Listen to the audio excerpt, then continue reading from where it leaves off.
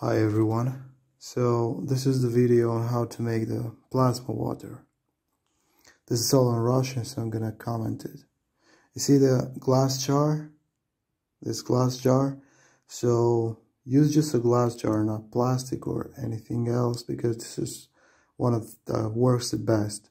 You can also use ceramic if I figure, but it's better to use glass since it's more neutral. So the jar, in the jar you see this wire, this black wire, that's copper. I'll tell you why it's black later. Then this stick you see in the middle, this brown stick, it's just a piece of stick to hold the two pieces together, the black copper wire and this plate, this zinc plate. So actually what this is about, you have a jar which you filled with water up until this line. Up until this line, okay? Right here. Then, in this clear water, you put salt. You can put from 3 to 10% of salt. I use 3%, since, as they say, it gives better result than 10%. How to count 3%? That's very easy. If you use 1 liter of water, it's going to be 30 grams of salt. I put it in distilled water and I mix it. That's 3%. I put my water inside here up until this level that you see here, right? Where the blue goes into gray. That's the level, water level.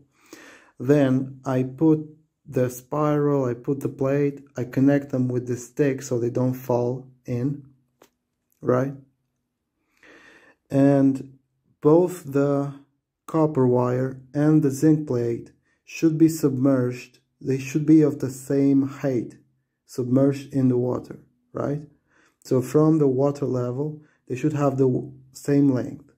They should not touch the bottom, at least 4 centimeters, well, that's about 1.5 to 2 inches. About that, they should not touch the bottom, about 1.5 inches. Okay, then they should be submerged in water on 3/4 of their full length, both the spiral and the zinc plate. 3/4 in water, 1/4 above the water.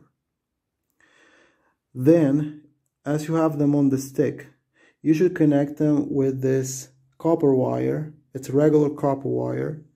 It's red, as copper should be, red-brown, right? You connect them and you put this LED, this diode, this light above. It is used to dispel excess electricity. If you do not have it, it's not a problem. You can use just the same black copper wire, which I'm going to tell you how to do it. It's very simple, up later. You just use the black wire instead of the regular wire, copper wire with the light.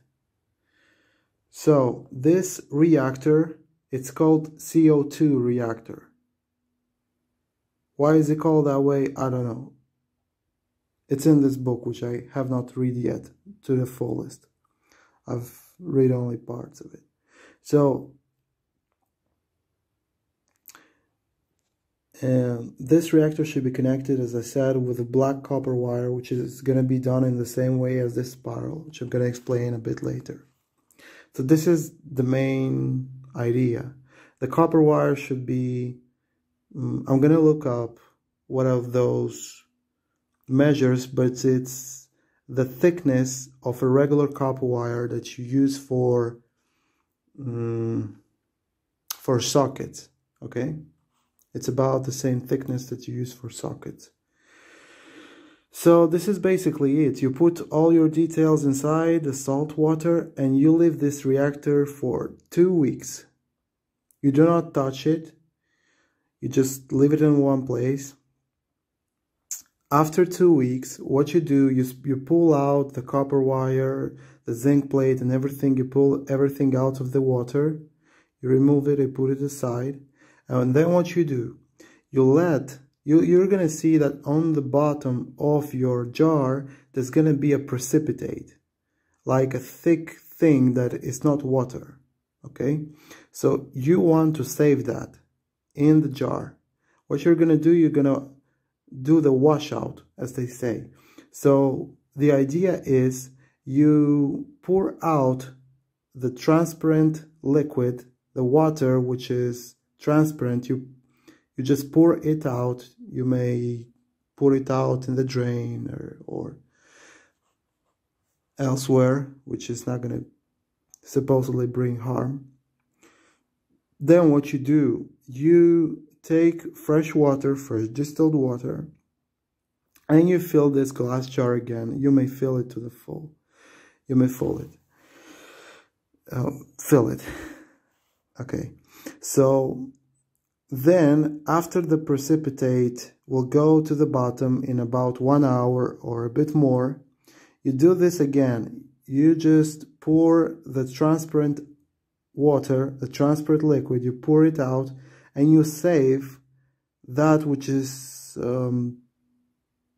called the precipitate. It's going to be, for this one, for this CO2 reactor, the precipitate is going to be a white cloud. It's going to look like a white cloud. Okay. So there are other reactors too, which I'm going to show to you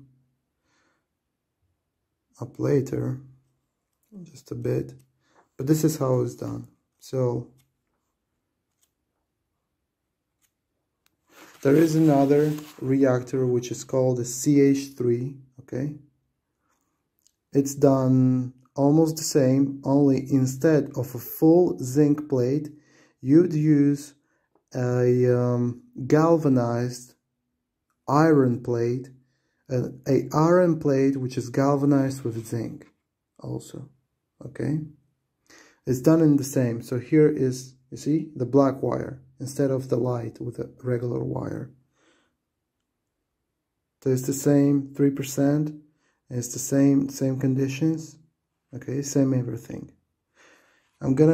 This is a CH3 reactor, which I'm gonna speak about further, about its properties and everything. Well, little about its properties. This is the ZnO reactor, which is a little bit different. It's almost the same as the CO2 reactor, only instead of the black copper wire or regular wire with the light, this one just has regular brown red copper wire. It's just covered with plastic, so you don't see it here. It's actually a greenish color, okay? But it's actually regular copper wire, red-brown color. That's the only difference. You do the same setup as in the CO2 reactor, only here you use regular copper wire. That's it. And this is going to be another reactor, ZnO. Okay, up next, this is another zinc reactor, which I don't know if we really need it right now. If you guys need it, I can comment it later how it's done. But basically it's 2 zinc plates, one of which is black coated and one regular, okay? And it's also connected with zinc, with filaments, right, or very, very thin zinc strips, okay, and the light. It's also 3 to 10%. I didn't do this one yet. Okay, so what concerns what these plasma waters do, distinct plasma waters.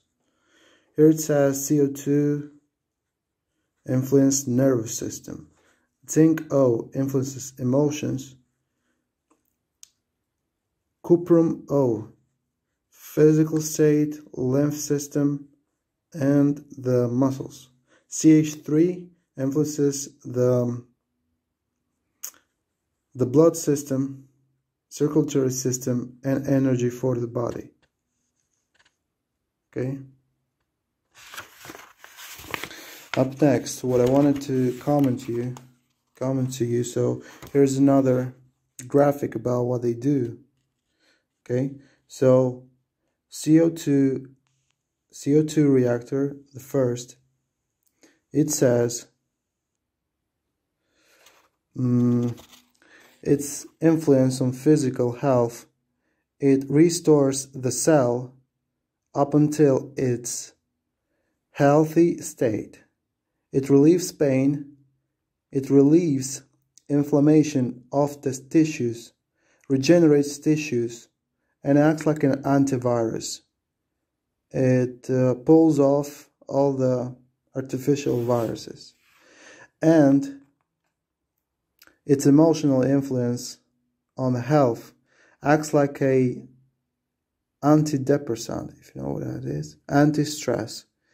It gets rid of negative emotion, and it helps create a link with the universe, helps develop empathy and free love expression.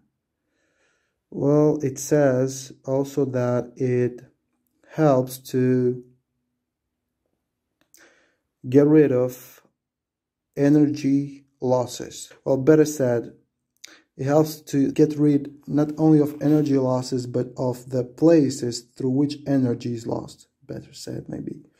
And also it helps in developing the condition of not being overly attached, or attached, maybe that. All this was only about the CO2 reactor. Up next, cuprum O2. It affects in the physical plane. In the physical plane, its energetical balance acts as an antibiotic. It brings the bacteria up to a balance. It puts away the feeling of hunger and the tiredness. Hear nothing. Then CH3 is psychical health or psychological health. It restores neural communication, neurons, and it brings up the energy flow. On emotional, the CH3, it says it helps to develop clairvoyance, and it helps to develop telepathy. Well, believe it or not. Then this is about amino acids, some GANs of amino acids, some state of the amino acids, which is connected to plasma. If you're gonna try it later, maybe I'm gonna comment on this. But as for now, let's just stick with this. Then there is some influences on the plants and on various cultures, right? The CO2 and the cuprum O. Basically, it says the CO2 helps to restore the DNA, even the transgender DNA, to its initial state, and it acts like a fertilizer of some sort, and it brings up the vital powers. About the CO, it says cuprum O. It says acts like a fertilizer and helps control the microorganisms. Okay, so on how you do it, this is it. Okay, this is what it looks like when you have all your pieces put together. Okay, so here is how it's done, how you cut the wire, put the wire, you clean it up of plastic and everything. See, like, well, I I think you can do it. You don't need help with that. In case you do, let me know. I'm gonna go in more detail with this. This is how you wire the copper, right? You just pick a pen or a stick, which is pretty normal, okay, pretty straight up. I'm sorry. Okay, so then what you do is you just wrap it around by holding with one finger, one end. You wrap it around the stick or the pen or pencil, whatever you have. And then what you do, you just bring it all together. After you've done this wrapping, which you see is pretty far away, you just bring it all together and press it. So you have a nice, long and firm spiral. What you do with this spiral, in the case where the instruction says that you need a black coated spiral, you use a black coated spiral, just gonna follow up. If it says you need a red regular copper wire spiral, you just use this one, okay?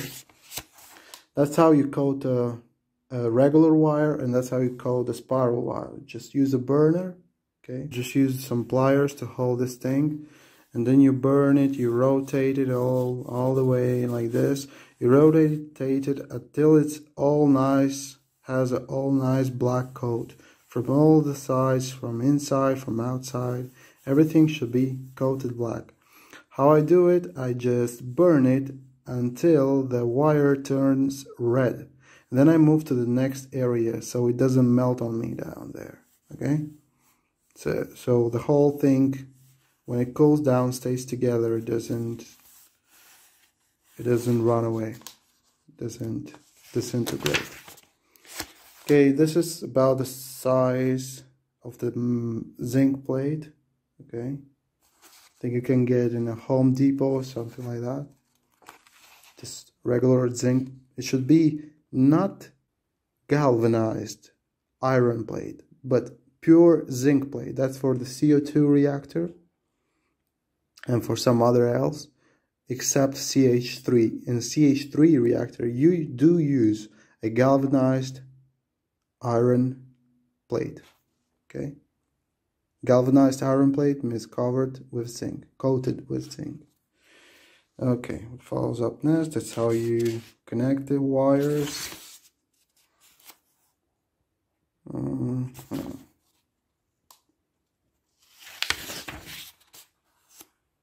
like how you can do it. This is another one, another reactor. See, so this is how it's gonna look, more or less. See, it looks clear, but on the bottom you have something like a cloud in there.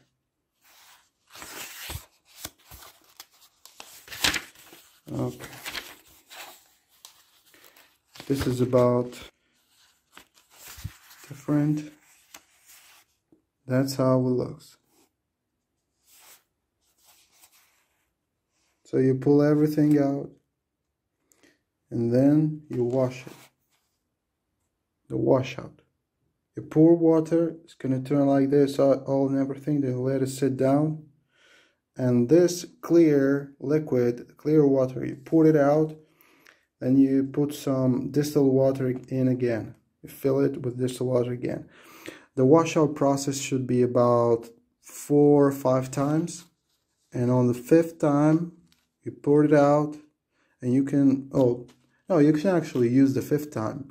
But if it still does taste salty, do it once again, and then you can use it when it's not going to taste salty. So I think this is basically it. If you have some more questions on how to do it, let me know, and I'll try to cover it as best as I can. Okay, good luck.